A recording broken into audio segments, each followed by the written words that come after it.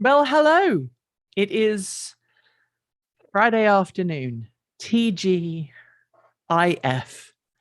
Thank you for joining us. We're going to try something a little bit different today. I've got the wonderful Winter Tashlin with me, who, despite living now less than 15 miles away from me, actually, you're about 20 miles away. Well, hello. And for some reason, the audio is coming back through my system because it does that apparently now. It's a new thing. Because of COVID, Winter, we're back to isolation again. Yeah, I mean, we're vaccinated. In fact, the entire Transport Evolved team is vaccinated. But with growing concerns and the new mask mandate from the governor, it made more sense for us to be in our respective places. Yeah, and this is one of the reasons why we're having this live stream, just to let you guys know that things are back to being a little bit, but I can't think of anything else to say. I have my two custom masks sitting on my desk. Kate Brown, the governor of Oregon, has issued an executive order starting today, Friday the 13th, saying from now on, if you are in any public space or any business within the state of Oregon, you must be masked. And that, of course, includes working for Transport Evolved. Even though I am working from my house, that means if anybody from Transport Evolved comes over to my house, you all got to wear a mask, which makes it difficult for us to be on camera at the same time. We've already had a couple of things that we've had to stop doing we've planned so many cool things. We've had some we have some really exciting stuff lined up for you, but you're gonna have to wait a little bit. Yeah, we've got a trip to Germany for you and me, which is now back on the shelf. We have a trip. We are still planning CES in Vegas, which will be your first time to CES. Yeah. But this week, I had to send a message around to the whole team going, we need to have two plans of action, one that involves us going and one that doesn't. And we were supposed to be filming something on Monday, which I was so super excited about. And by the way, which we just bought a new tripod so we could film. I was just going to say, I think 85% of your excitement was going to bring out the new tripod. Like, yeah, the topic's cool and it'll be a fun video when we finally do it. And I wasn't going to be on camera either. I was going to be teching it. No, but mostly I think you were just like, I have a new tripod. It's such a sexy tripod. I mean, it's such a good... and the video that we were going to put out today, we had some substantial changes that need to be made to that. So I said, you know what? Let's do a live stream. Hello, 99 Nation Videos. Hello, Mark, and hello, Darius. Thank you for joining us. If you are joining us in the chat, feel free to say hi. Feel free to give us a super chat. Feel free to give us a high five. We love talking to you guys. So for those who don't know, Winter joined the team officially this month. So before the start of August, you were a contractor and you were contracting with Transport Evolved. You are now a member of staff. You are officially employed and you have a computer and everything. Are we talking on the new work machine? We are on my new work computer. Your face is very, very large. And I mean, it's large normally, so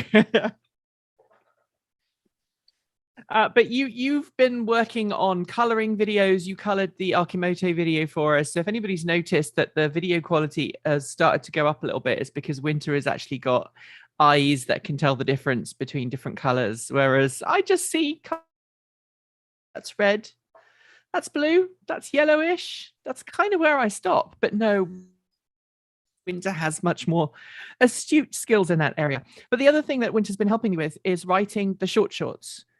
And Winter has been trying to trip me up every week for about the last 2 months.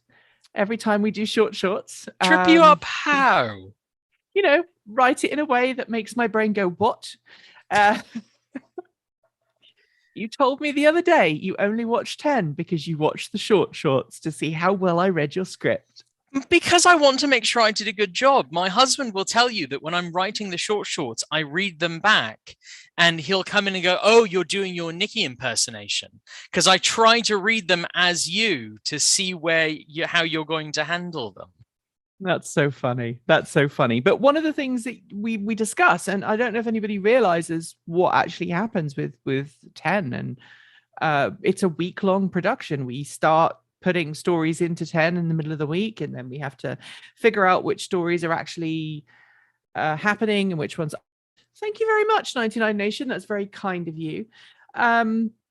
We have pitch meetings in which literally you pitch stories to the rest of the team, and the team goes, "Yep, no, what?" Or the team says, like, "Well, I think that would be a good feature video. I think that would be a good short for our shorts channel. Or I think that would be best in 10. And then there's the conversation. If it's going to be in 10, is it like what we think of as like a full story in 10, or is it a 10 short? Right. So it's either a main story, it's a feature, it's a vlog, it's a breaking now, and we have to get it out now. I apologize, my internet's being a bit funny. If anybody watches this, they'll know that we've got live stream issues. We've had a network guy in this week who's been working and made it so much more stable than it was. I'm not freezing in all the videos anymore, which is really good. So as Winter was saying, we take all of these stories and we figure out what to, and there's a bit of a weird criteria that even Winter is still learning about the difference between, is this a story that should be a short? Is this a story that should be a short? Is this a story that should be a main story? Or is this something that's going to change so quickly there's no point us putting any effort into it? Because even the daily vlogs take 5 or 6 hours of work to actually turn around. And then there's also this is really cool, but is the sourcing such that we want to cover it? And sometimes the answer is, the sourcing is sketchy enough that maybe what we do is it becomes a short in 10, and we say like, reports are, or there are rumors, or sometimes, we're able to track down a source and say, okay, so this where we first saw this piece, the sourcing was meh, but here I've managed to get like confirmation from a company.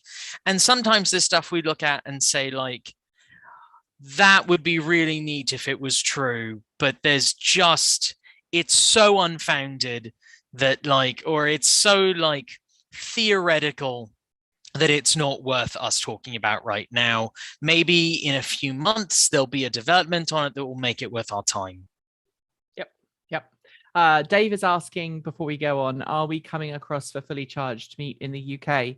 We would love to, but the cost of the entire team to the UK would be about $10,000. So what's that? About £8,500 at the moment.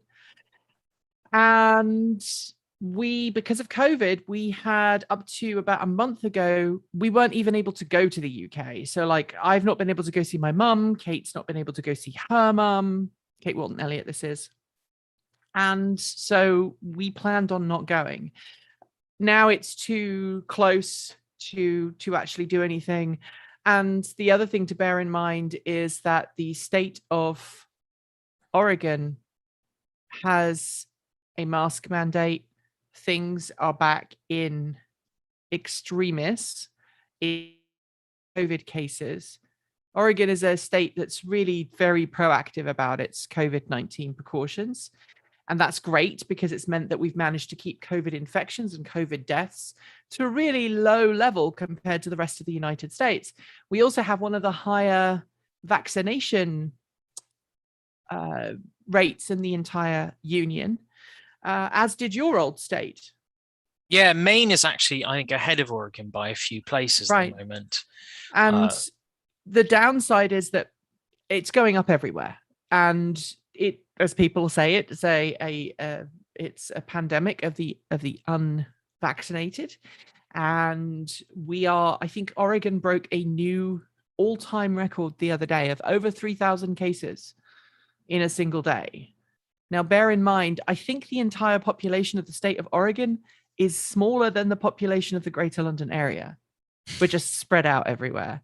So we need to be mindful of going places right now. And like I say, we were due to film something on Monday.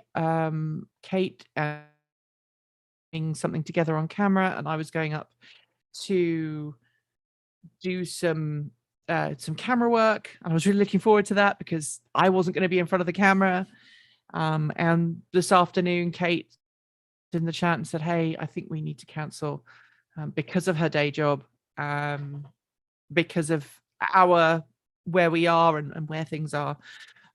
So unfortunately, no, we're not coming to the UK for Fully Charged Live. I would love to. I haven't been back to the UK since 2019. I would really like to go back. I haven't seen my mum for I more feel than like 2 as years. someone who sounds vaguely nebulously British, I should at least visit the damn country once. I've never visited. I've never been to the UK. No, it's on my list of things I like to do, but I've never actually been to the UK. And I'm counting on you to get me there, if not this year, it then will in happen. years to come. It will happen. So back to the concept of how we choose stories. So we're kind of pulling back the curtain so you can see who's behind the curtain. And it's you, by the way. Spoiler alert, it's Nikki. Me. It is me. We look at a whole host of different things when stuff comes in. Now there are some sites out there, and we're not going to name them. Some news sites, some reports, some YouTubers who run with every crackpot theory that happens to come their way. We've picked up stories thinking they're genuine and they're not, and we've been burned. Yeah, so I mean, nobody's perfect. I think the place that I see this the most as one of the people who moderates our comment section is that there are a lot of commenters who ask us why we haven't been covering the Tesla Model 2. I'm glad you brought that up. And oftentimes they will point to other YouTube channels and say, look, this channel did a whole thing about the Model 2 and they showed what the Model 2 looks like, and you haven't touched on it at all because you hate Tesla, which we don't. Reminder, I drive a Tesla. But the thing is, they're showing renders of what people theorize the Model 2 might look like. There have been no official renders out of Tesla, no official prototypes at Tesla, although there is a rumor that there may have been a Model 2 produced by a Tesla factory in China. There's no sourcing on that. Tesla hasn't said anything about that. But if the number of different Tesla Model 2 pictures I have seen, and people don't realize that those are basically, what's the word? They're fan creations, essentially. Right. Like they're informed theories based on what Tesla has told us the Model 2 will someday be. But people get very upset that we're not covering this car because the way that some other journalists, both print, well, when I say print, I mean text, and YouTube have talked about it, is as if this car exists, as if people have driven them. Yeah. And that's not the case. So I guess we should be answering how we know the difference, right? And there's a couple of things I want to bring up here. The first one is that we all now live on our mobile phones, right? We live on screens that are this big, and it's very easy for something this big to trick us into thinking that something's real when it's not. We've also become, as a society, and this is no disrespect to anybody that genuinely suffers from ADHD, we've all become a little bit distracted when it comes to our attention. Very few people will sit down and read a 10-page news report. They'll want to read half a page and get the essence of the information, and then they want to go on and do something else. It's criticism we get a lot on the channel, is that our videos are too long, we ramble too much. We try and provide context, and that's one of the reasons why our videos are the length they are. But when people, share images on mobile phones, it's very easy to go, wow, that new Tesla looks amazing. That new Tesla Model 2 is incredible. Yeah, it's great. And there's been enough said by Elon Musk and enough sound bites from you for people to believe that it is a real thing now and is coming to production tomorrow and everybody's going to be able to buy it.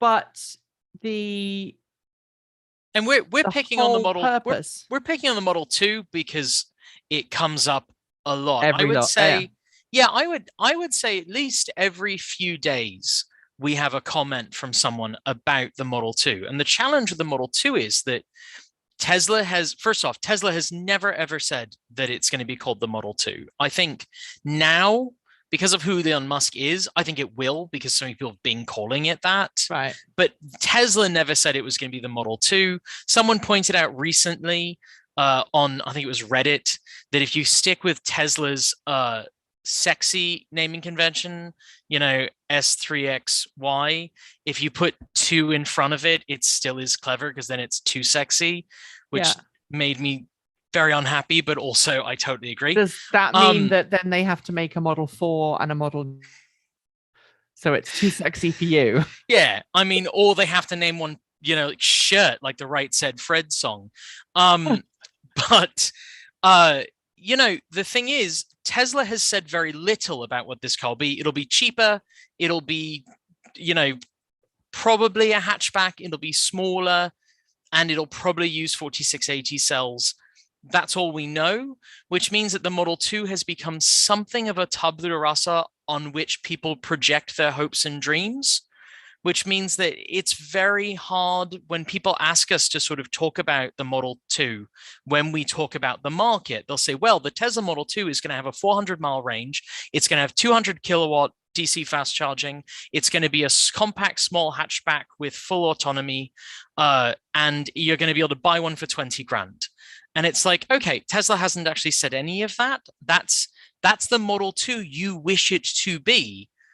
And they'll say, like, therefore, the Model 2 is going to crush the ID3 in sales. And it's like, well, if that car exists the way you've described, maybe. But right now, you're comparing the Model 2 in your head to the ID3 in showrooms, and that's challenging. Yeah, and I think, they always also miss out things. So, last September, Tesla did the battery day, and Elon Musk said, yeah, we're going to be making this car. I think he might have actually said Model 2 in that presentation. I don't remember. I think he may have said Model 2, but he said it'll be $25,000. It will be a lot cheaper. It's only possible when we get this new form factor battery cell in production, in high volume production. Yeah. And so anybody who's come back to me with like, why haven't you covered the Model 2 yet? My response is because Elon has said, I watched the video, Elon said, we won't make this until we have volume production of our cells. And right now, we haven't reached volume production of us. And so this comes back to, how do we know, and that's the topic of this, how do we decide which stories are legitimate and which ones aren't? Now, right now, Model 2 is not really a legitimate story because we don't know much about it. It might be further down the line. Another car company, and I'm not going to name this car company, there is a startup that is producing a lot of different pickups. And every other week for about 3 months, we got a press release going, look at our new sexy thing we're going to make. This is really cool. It's a compact pickup. It's not Lordstown. I'm not going to say any more than that. And this company would say, hey, we're going to do this. We're going to do this. We're going to do this. We've got all these cool pickups. And everybody was like, why aren't you covering this company? I mean, we did a little bit. We did a little. Yeah, why aren't you talking about them in detail? And for example, I shared one of those pictures. If we have a graphic animator on our team, and if there is a render that we are unsure is actually a render, we shuffle it off to Erin and go, is that real or is that Memorex? Well, and I have a lot of experience in both. You didn't even laugh at my joke. Come on, that's a Gen X joke. Yeah, is it real or is it Memorex? Yeah, I as you said, I thought, oh wait, no, I do recognize that. But no, I mean, I have experience with CAD and I have experience with Photoshop, and I remember you sent a picture off to Erin and said, hey, what do you think about this? We knew it was a render. They didn't say it wasn't a render. And Erin looked at it and said, did you notice that there's a reflection on the floor? And there's no bottom to the car in the reflection. You see the inside of the shell Yes. of the CG. Yeah. Like it's a render, but it's not even a render of the full vehicle. It's just a render of like the outside skin of the vehicle. Yes, I think I noticed the reflection, sent it to her for validation, was like, does this look like a rendering issue? And she's like, yeah. People want to know why we don't cover that company more, because that company has made some very, very, very aggressive promises about what these vehicles are going to be.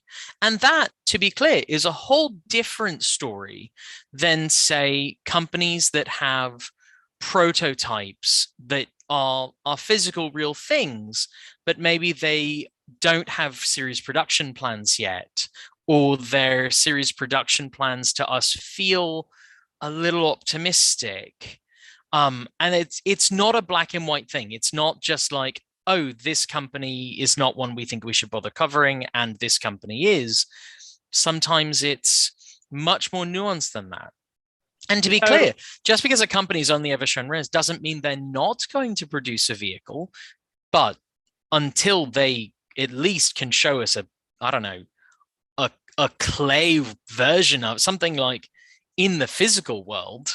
Right. Know? So if a company is just showing renders, I get very nervous. If that company doesn't have a history, really important thing. So for example, a lot of people say these big companies, these big OEMs have just come out with a good example is Chevrolet this week, right? Talking about the crab steer or the all-wheel steer on the new Silverado. We did a short on it this week. That was a rendering. And lots of people went, it's fake because it's a rendering. Now, there's a whole butt ton of nuance that's just completely ignored at that point. When a car company says, hey, we're going to make something, and they put a lot of money and time into it, and maybe initially show you a rendering, all that tells you is that it is in the very early stages of pre-production process and may or may not actually reach production.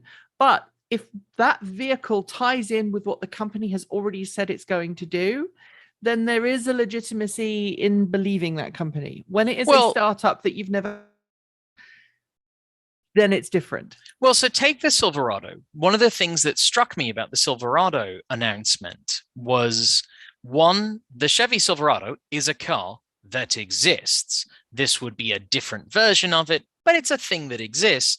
And two, everything they were talking about for the Silverado was building on the Hummer, and the Hummer is a car that is on the road. Someone posted a picture of one yesterday of one at an Electri America charging station in Texas or something, with some bikes hanging off the back. So I mean, the Silverado is going to use the same Ultium pack as the Hummer. The Hummer has four-wheel steering, crab walk thing. There's nothing about the Silverado which is implausible given what the company has already produced. That makes it a much more valid feeling story to me to mention. Yeah. And I think the thing to point out here also is that sometimes marketing makes things worse. And I'll come to that in a second. There are some things in the chat room that I'd like to say. Hi from Cape Breton. Hi, Galen. Paul says, love your show. You showed your personal masks. Don't want to lose you. Multi-directional fabric is the only material that reduces viral load. You are right, but very often I will double mask. So this is much more fun on the outside. So it's not very often not the only mask. If I'm around somebody that I know is vaccinated, it's obviously very different. All right. Someone also was saying we need a separate channel if you want to talk about stuff that has nothing to do with electric vehicles. I used to like the channel before you got all political. All right, let's answer that because I know a lot of people do feel that way. Politics affect what we do, from the food we can eat to the taxes we pay to who we can marry to where you can go on holiday. That all has an impact. You might not think about it, but politics has played a part in which country are nice to your passport. So if you have an American passport, there are fewer countries that you can visit than some other nations in the world. And as somebody who is a dual citizen, there are where it is more applicable and more beneficial for me to use a British passport than an American passport, and sometimes it's the other way around. Politics makes such an important part in our world of cleaner, greener, safer, and smarter vehicles that sometimes we do have to cover politics. We got some criticism. So we got some criticism on the infrastructure bill piece that Kate Walton-Elliott just did. And like, infrastructure is awfully tied into electric vehicles in that, like, charging infrastructure is the number one thing that needs to happen for electric vehicles. But the example that I think about the most when we talk about politics and EVs is that there have been no major EV developments in this century that weren't politically driven in some way. So for instance, in Europe, we've seen a really significant uptake of EVs in recent years. And the reason for that, honestly, is Euro 6 and Euro 7. So the European emission standards, European Union emission standards, have been getting more and more difficult. It's why, by the way, you see so many small turbos on the road today, because it's much easier to produce on a highly efficient and lower polluting turbocharged small engine than it is to produce a naturally aspirated one. But we've really reached a point with the coming Euro 7 standards where it simply is cheaper for an automaker to design and build an electric vehicle than it is to build a petrol or diesel powered one that meets Euro 7 compliance standards. That's all politics. In America, a huge factor in the development of EVs in America was California emission standards, because California is such a big market, even before other states joined in. And now there's a coalition of 13 or 14 11, states. 14, yeah. No, yeah, it's more than we had said in our last video, which follow California emission standards. That's an entirely political process. If you left emission standards to South Carolina, which I'm picking on South Carolina because they don't have any, you can drive whatever you want in South Carolina. If you left it to South Carolina, we'd all be driving terribly inefficient vehicles, spewing giant clouds of smoke out the back. Yeah. And that's politics. That's driven by who's in power. That's driven by what priorities are. Right. Even, and the thing that people point to is that Tesla, they say, is completely independent of politics. Tesla built its charging network, to fuel its cars. And people say that Tesla is proof that you don't need any politics involved in the EV space, except that Tesla got significant loans from the US government. Now, Tesla paid those loans back, and they actually paid them back ahead of schedule, which is lovely. But Tesla got massive loans from the US government early in its development process. And there's real question as to whether or not Tesla would have been able to become the first American automaker in a very, very, very long time to go from startup to what today is a mainstream and frankly major automaker.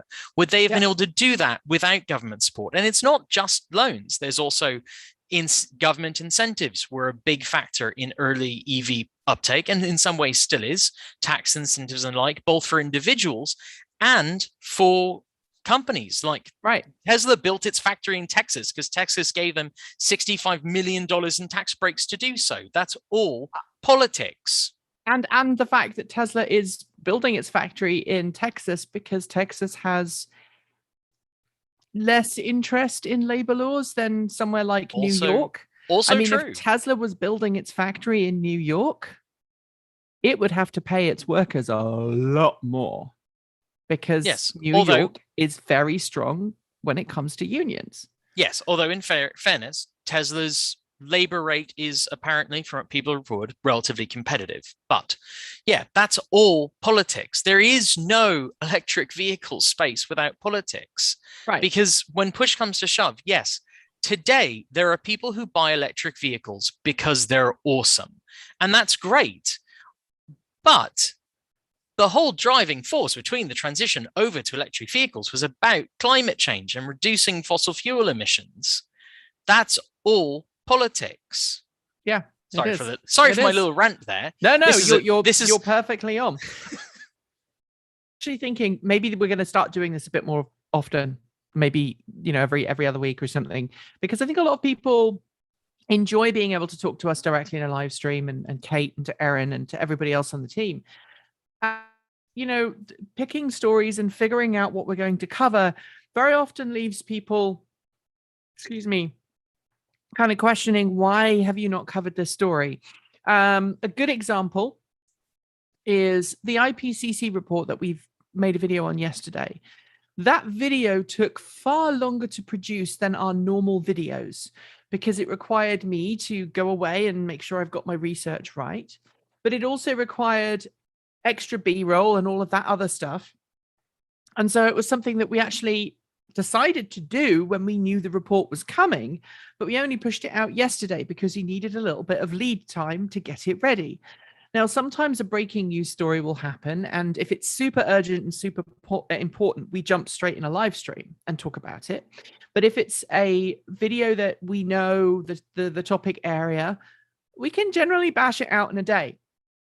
Yeah, President Biden's press conference thing. Was it last week? Was it only last week? Yeah, it was only last week. That was a thing where we said the president's going to address the nation. We're going to need to do a video on that. Let's not plan anything for that day. And then we watched the live stream of the president's address together on. That was a barrel of laughs. Yeah, I will admit that I might have MST3K'd the president's speech more than was strictly speaking constructive from making a video. Sorry about that. Well, I mean, maybe we should do that at some point. I'd be up for some Mystery Science Theatre. That would be fun. But I mean, as he was speaking, we were taking notes. We were talking about what we were going to need to cover at the speech. Yeah. We were making a determination between Kate Walden-Elliott, Nikki, and I about what we wanted our takeaway from this to be. Yeah. We were on a Zoom call. We were on a Zoom call. You and I sitting at your desk, me on my couch, and Kate working on Rebecca in the garage, which was delightful. But we were discussing okay, what is important about this? How are we going? Because we knew that we had to get that turned around that day. Right. But there is also some downsides to running with a story straight away, which comes back to how do we know what's legitimate and what isn't? A lot of news sites out there literally run with a rumor and go, this is a rumor. This is exciting. This could happen. And then a couple of days later, they have to come back and go, this is not actually happening. No, or they don't. Or they don't bother. They just say, this is a rumor. They run it. And then they just, when it turns out to be... retract it. Yeah, when it's out to be nothing, they just go, well, I did say it was a rumor. And they don't bother retracting it. I mean, at Transport we try Evolved, not to do that. Well, it's because at Transport Evolved, with few exceptions, the president's address being a good example, we rarely worry about being first. We don't think that our audience comes to us because we're going to be first. We think our audience comes to us because we will give context, we'll give perspective on whatever a story is. I know when I was just a viewer, because, I'm not only a presenter, I'm also a viewer. That has that for a 80s reference.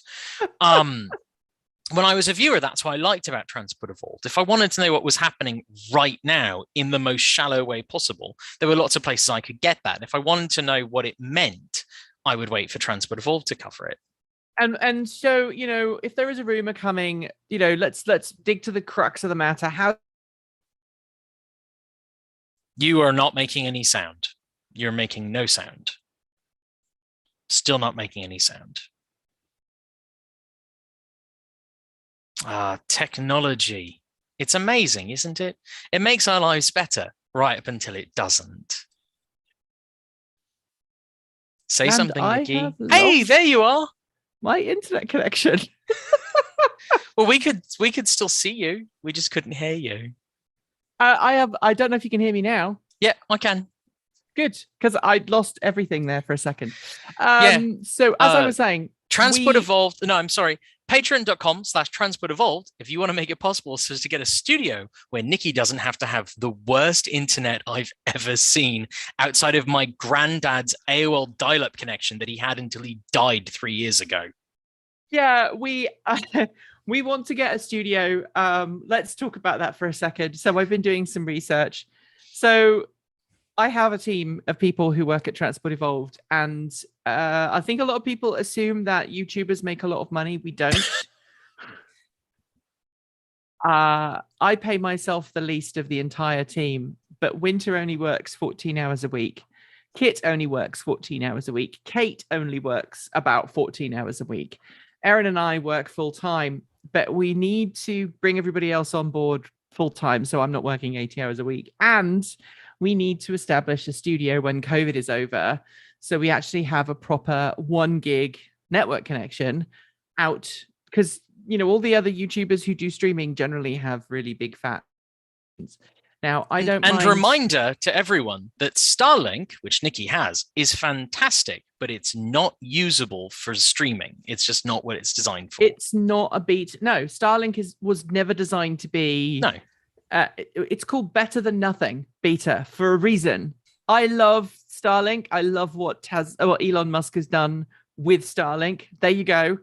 You'd never thought you'd hear me say I love what Elon Musk has done, but there you go. I will say it again. I love what Elon Musk has done with Starlink. It has made it possible for me to live in the country and for me to have like 200 megabits per second down. Unfortunately, we still only have like up, which is obviously what we need. So if you want to help us, go to Patreon, support us, because we don't make a lot of money. We make a lot less than a lot of YouTubers because we try not to do a whole load of sponsorship ties in. Anyway, back to what I was saying. So how do I tell? My question for you is, all right, it's one thing to say, I can look at a story and say like, this feels fishy as a story. But what about when you've got a very legitimate sourced story, but a company that might be a little... So, I mean, we've gotten quite a bit of criticism in the last couple of weeks for our early coverage of Lordstown Motors. I know we weren't really going to pick on Lordstown, but people are saying, like, how come you didn't know that Lordstown was spoofing people? Well, I mean, we still don't, right? Well, that's true. There hasn't been a legal determination. There hasn't been a legal determination. But we do know for a fact about the truck rolling down the hill. You don't mean Lordstown, you mean Nicola. Oh, crap. I'm sorry. I did mean Nicola. No, Lordstown's a whole another story. I did mean Nicola. How did we know? How did we not know about Nicola? Well, I mean, Nicola managed to... we did go to the Nicola event and we did see a vehicle moving. That was a later event. It seemed, we didn't go through the financials. And I think at the end of the day, when you're doing a story, you do sometimes have to take things on face value based on what you see. What we saw and what we experienced were trucks. Granted, while we were there, some of the vehicles we saw on stage were clearly not functioning vehicles. But that's not uncommon for a lot of auto shows. You go to an auto show, and very often there will be a concept car on that doesn't have real wheels or tires. Looking at you, Mercedes. Right, exactly. Okay. The number of Mercedes electric concept cars that they showed that were basically like the automotive equivalent of like a really nicely painted block of wood.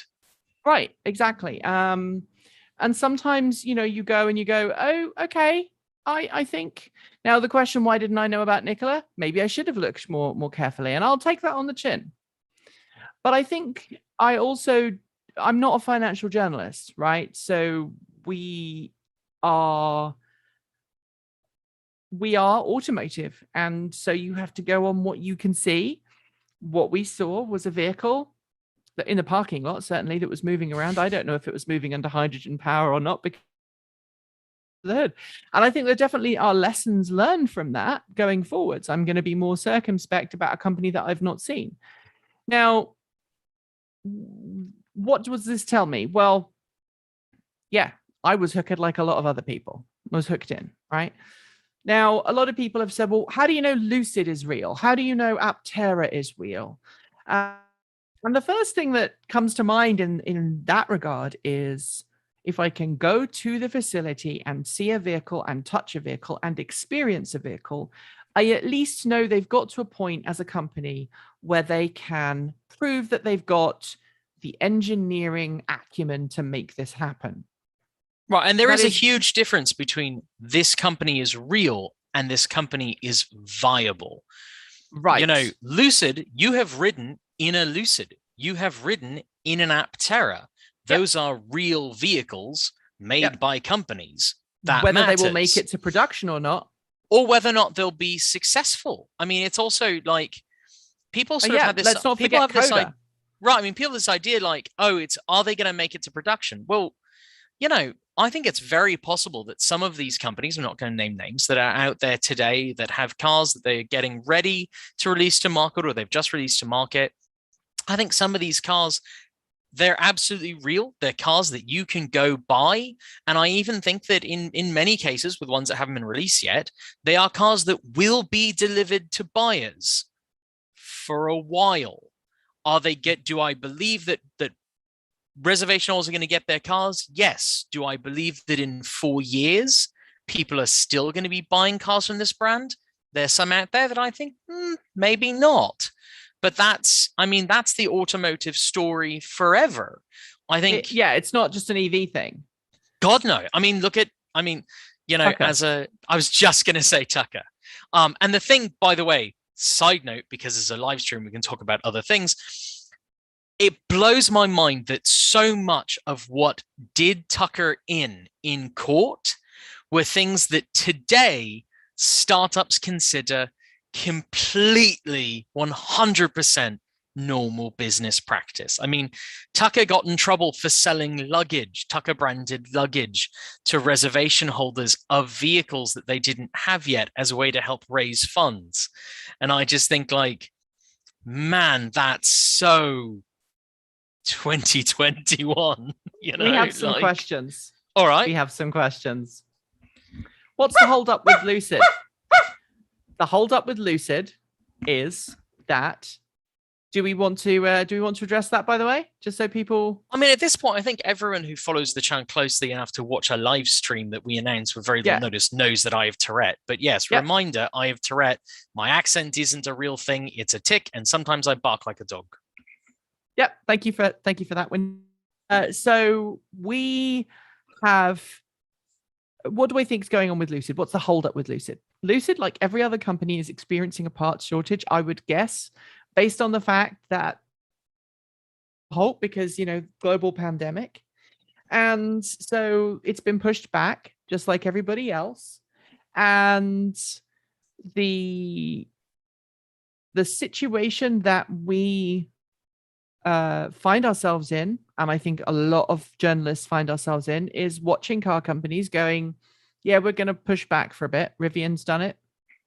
Multiple Lucid's done it. Tesla is doing it. Mm-hmm. Even Tesla's doing it. Of course. And Ford's doing it, and everybody else is Volkswagen's doing it. Like Volkswagen just delayed the ID4 in Canada. Like every major automaker is running into issues. I mean, it's not just even EVs. Ford ran into a bunch of trouble with the F-150, not the Lightning, just the F-150. Like there's a global chip shortage. That's it. Cars today, there's almost no car you can buy today in the Western world that isn't fundamentally a computer on wheels, and there's a chip shortage. Right. And that's ultimately, I think, where we're at. Now, are some of these companies having other problems that they are sort of washing under the everyone has a chip shortage thing? That's possible. We don't know. I have heard that everything is going okay.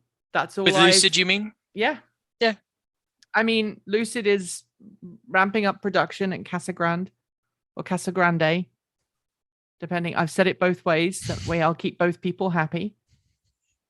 And I think that we are going to see some cars come out maybe next year, early next year, maybe late this year.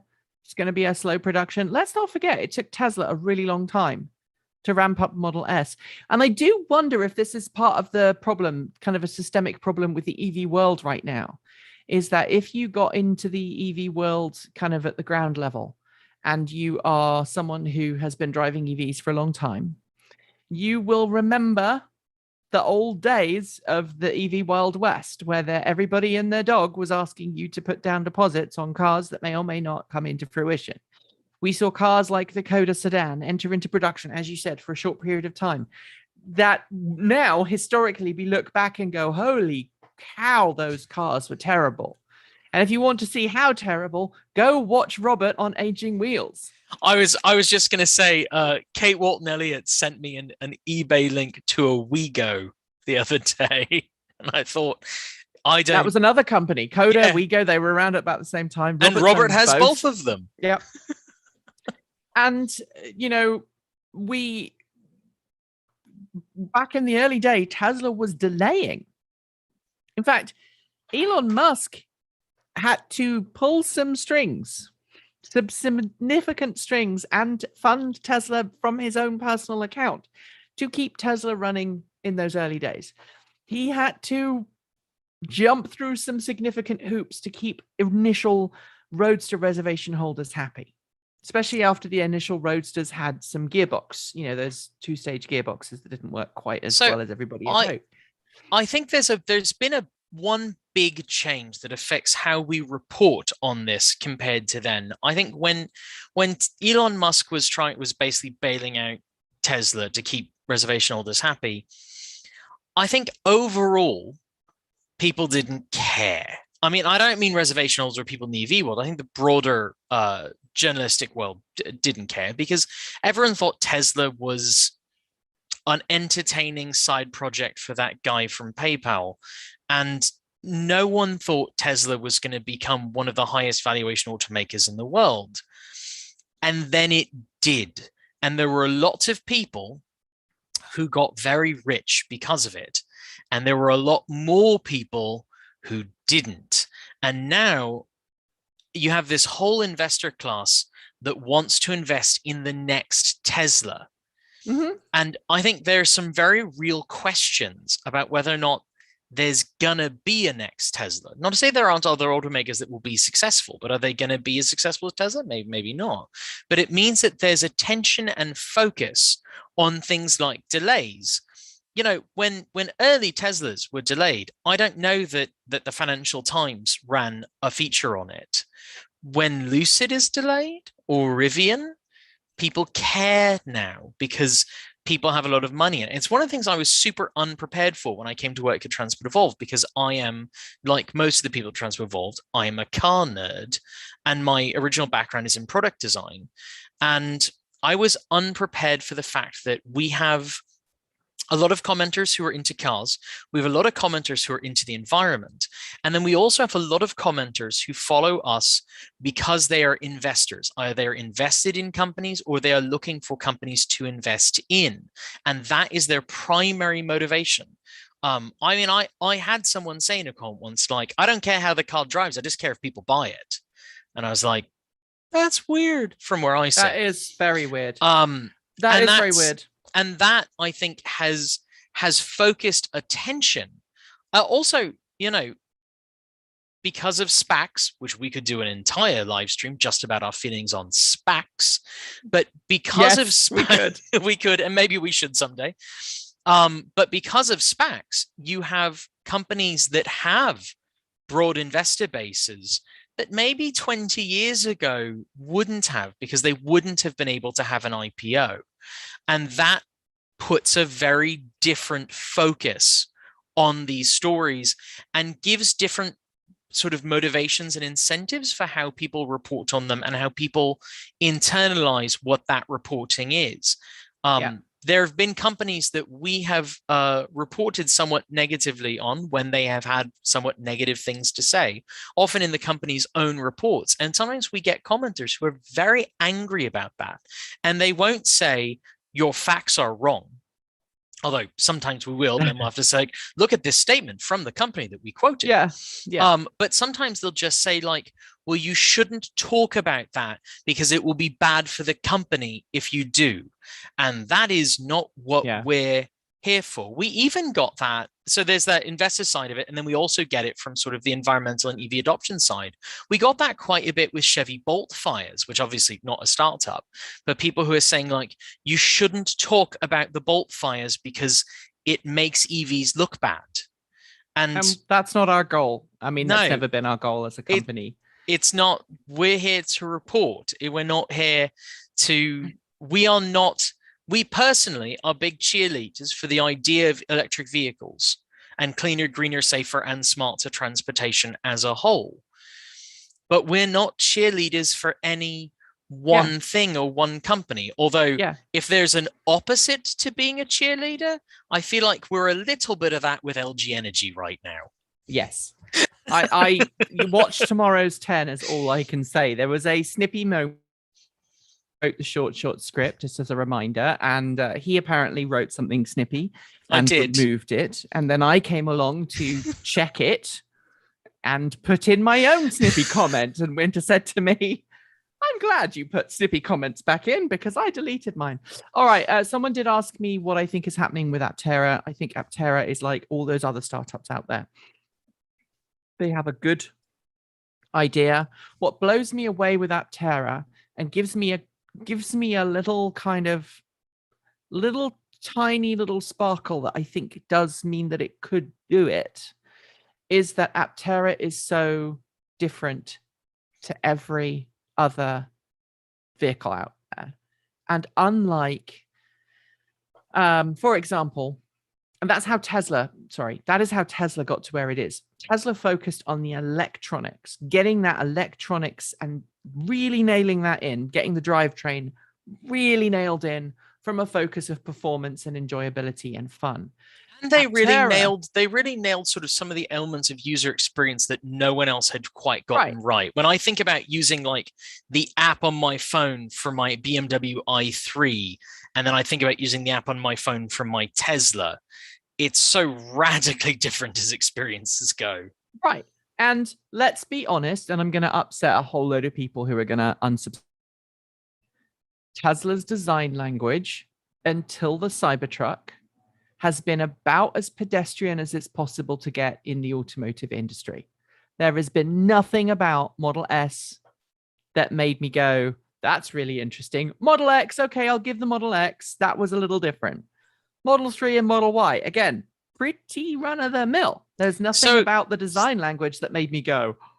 So it's funny, when I lived in Maine, I loved seeing Teslas on the road because they are not terribly interesting, but they are a little bit different. The Tesla reminds me enormously of the USS Zumwalt, by the way, the American destroyer, the Zumwalt, which looks like an unfinished CAD rendering.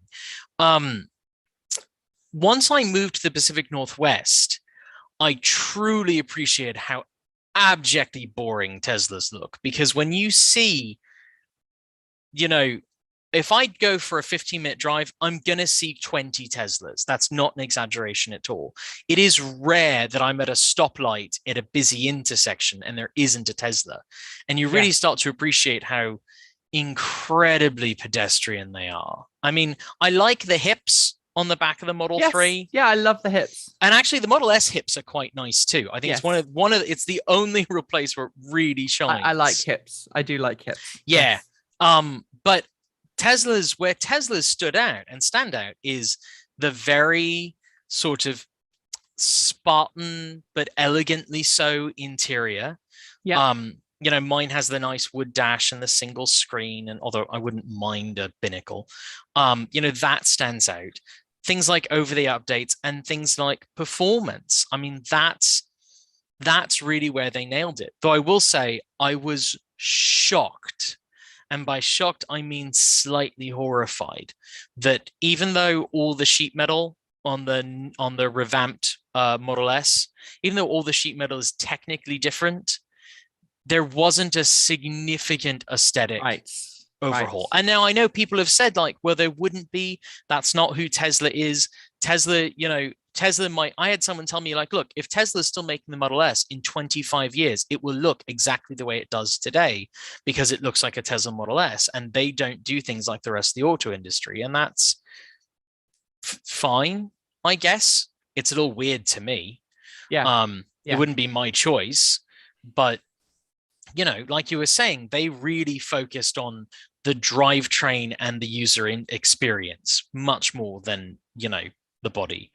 The Model Y in particular really just looks like a Model 3 having an allergic reaction to something. I mean, I prefer the X because of its different design, but would I want it from the engineering standpoint? No. I think the reason why I think Aptera has a potential is because Aptera has been just going hell for leather trying to make a vehicle that is super efficient. and they are focusing on aerodynamics. That is the thing. Lightweight aerodynamics. And I think for that reason, it will have a small niche market, but I don't think it's going to be a huge thing. It's not going to be a huge vehicle. No, they're not going to sell 1 million a year. I mean, Tesla's selling 1 million cars a year. Aptera is never going to do that. But I think Aptera knows that and isn't trying to be that. Much like another car company or another vehicle company beginning much like with Arcimoto. Arcimoto. They don't know. So I should say, by the way, my comment about the Model Y looking like a Model 3, it's having allergic reaction, I stand by that, but I would totally have a Model Y. If I had to choose, I would be willing to give up our 3 for a Model Y. So we're gonna come to a close soon because I have to edit 10. When are you going to start covering more avionics? We will. We hope to. We don't have a pilot on team. I have a couple of tame pilots. One of whom I would love to work with, who I think would be great on camera, but I haven't got anything set up with that yet. Again, we have it's a matter of time versus money. Right now, we are completely flat out with time. And another thing, somebody said, Steph said, Tesla must pay their employees, so perhaps you could be open-minded enough to believe that some companies don't require unionization because the employees are well taken care of. Why I think that's not necessarily the case is demonstrated in this week's 10. A gentleman was awarded $1 million. Yeah, 1 million. Because in arbitration.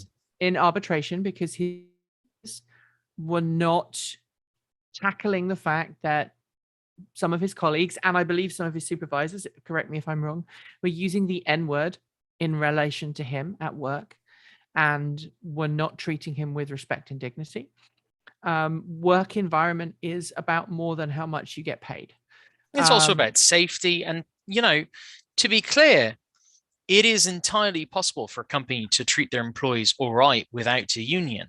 But without a union, you don't have any assurances that that's going to stay the case, which is a whole other thing.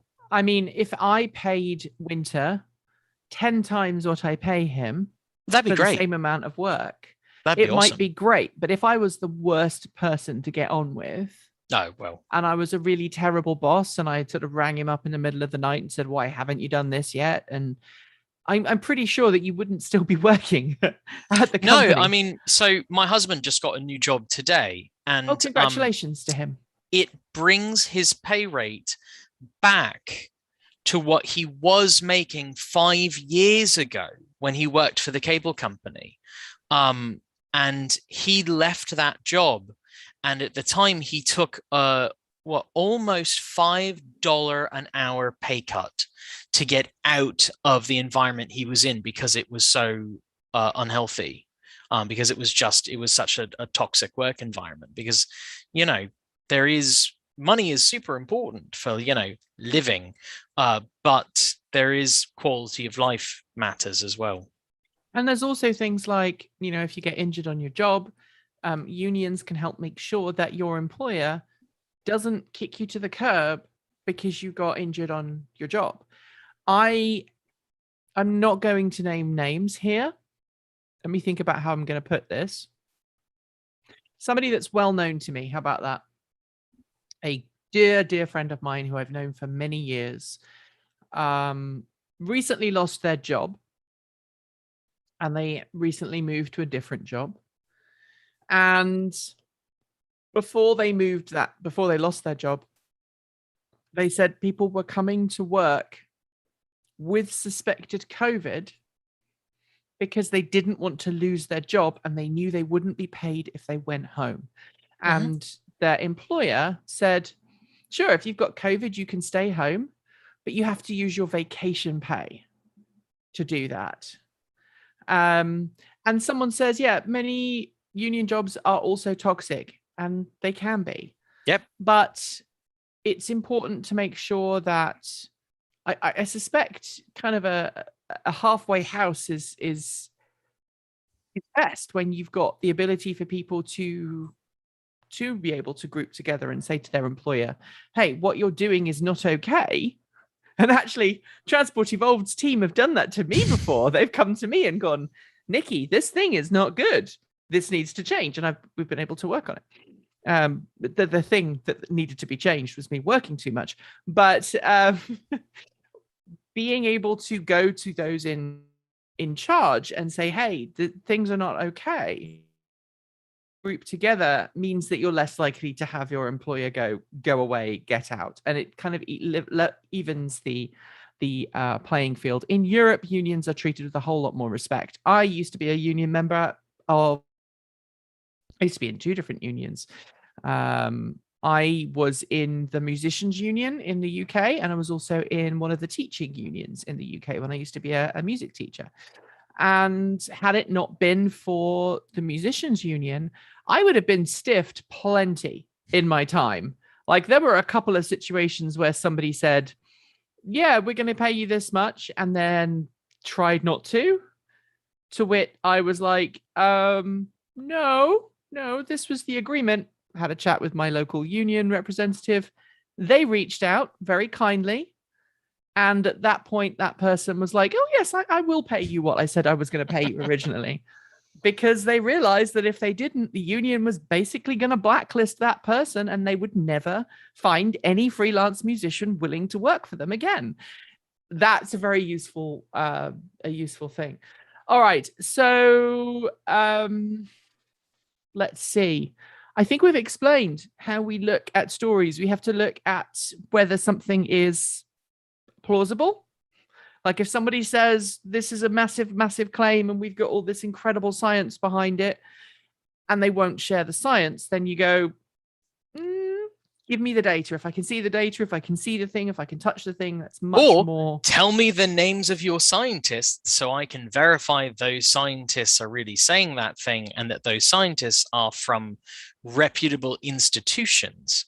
I saw a press release quite a while ago, I think it was before I actually worked here, announcing a thing, and this scientist had signed on to it, this doctor, and I looked up the scientist, and their speciality was completely unrelated to the thing in the press release. It was like they had a PhD in economics, and the announcement was about a technology breakthrough, physics technology breakthrough. And they're like, well, this doctor has, this scientist has looked at it and said, this is great. And I was like, yeah, I imagine from an economic standpoint, it would be great. But this says nothing about when this technology works. Right. And the other thing that I can tell you is the press release. Read your press releases.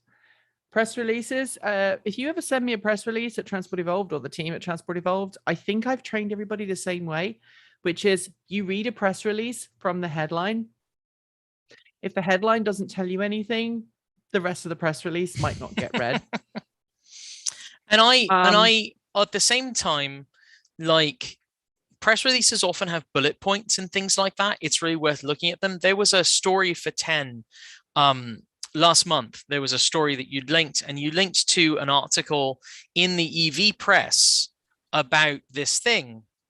And I read it and I thought, that doesn't sound right. And it had been reported in one EV press outlet, and then multiple other EV press outlets had also covered it, referencing that original outlet. But when I actually read the press release said something different. The initial author had misinterpreted the press release. And what the press release actually said didn't accord what the article did. And that's one of those, like, primary source things. Like, whenever possible, do I trust manufacturers? No, I've come to a place where I don't trust companies at all. But I'm going to source them for, like, facts about a thing. I'm going to source that press release rather than an article about it, as a rule. Yep. And, if the press release is really verbose and it doesn't actually have any context and content. Looking at you, Mercedes. Actually, I'm looking Mercedes, at Nicola. I shouldn't say. That was one of the to get inklings about Nicola, is because Nicola was making so many press releases. And when a company issues huge numbers of press releases, it's normally because they're desperate. Mercedes just releases really long ones, and there's information in them. They're just Mercedes Mercedes is wordy. I had a conversation with an automotive journalist on Twitter about the fact that Mercedes devoted like an entire page to this custom scentscape for the EQS, which it was the first Mercedes press release I ever read. And I was like, am I still reading about the scent of linen and fig? Yeah, I am still reading about the scent of linen and fig. BMW does it as well. It's a German thing. BMW does it as well. BMW doesn't issue press releases. It's packs that have multiple press releases in for each different part of the vehicle, which is useful if you only want to go to the technical one. Right. You just have to get used to it. The final thing... The US government's a challenge that way too, though. Sometimes the US government get press releases or statements, and they will say nothing of substance with a lot of words. Yes. In ways that are just frustrating. It is very, very bizarre. Thank you for joining us all today. I hope you've given us a bit of an idea as to how we do things. Thank you for having a little chat, Winter. This week has been a bit crazy for us, a bit busy, a bit just lots of things happening at the same time. And on top of everything else, it's been in the low hundreds Fahrenheit every day this week. It's been, and now we have smoke. And now I am back to being middle-aged. Now we're back to having two middle-aged people rattling around in a house on their own because I no longer have any children living at home. That's got to be... I don't know how I feel about that. Because I'm like, I talk to people about my children. For those who don't know, I adopted 2 children. And both of them are now no longer living at home. And it's kind of like, I don't know how I feel about that. I should start feeling old and like, maybe I now need to go and get a National Trust membership, or what would it be over here? It would be AARP. Maybe. I don't know. 42 yet, and both of my kids are adults. That makes me kind of, I don't know. Yeah. I've now got a spare bedroom that needs, I mean, my wife says she wants it for her own office because she's got fed up of sharing an office with me, but that's a very different... I think me taking photos of you for our own press purposes while you were sitting at your desk while your wife was trying to work at her desk behind yours might have been the straw that broke that camel's back. Might have been. She was very tolerant but also very unhappy. Yes. You also picked a bad day to take those photographs, but the good thing is you're not fired, so that's good. Yay! It's always nice when I don't get fired. Thank you for everybody for watching. Like I say, if you want to help us grow, please go to Patreon, Bitcoin, Ko-fi, and make a donation. Yes, we have turned Bitcoin donations on. No, we do not leave Bitcoin running. I hope that a lot of people run with renewables as much as possible, and the carbon footprint of general internet banking today is terrible. We need to just lower our carbon footprint of everything. That's why I have solar panels. Literally, I could touch them if the window was open. I could reach out and touch the solar panels on my roof. All right, thanks everybody. Thank you to Richard for making me smile. He said, I don't like SPACs, which, because it was Richard, I knew was a reference to Monty Python. At least I assume that's what it was, Richard. So thank you, everybody. 10 will be up tomorrow at a normal time because it's now 5:13. And we are going to be sitting down now and producing it. Thank you, Winter. I hope you've got a good weekend set up. Maybe. I'm supposed to go look at a motorcycle, so who knows? You might come and see me on a new motorcycle. Indeed. Although the nice thing about going to see you in my car is I can plug in my car to your house and take some of your electrons. That is true. That is very true. But it's going to be good riding weather soon, so you know. All right, everybody. Keep evolving. Take care. Bye.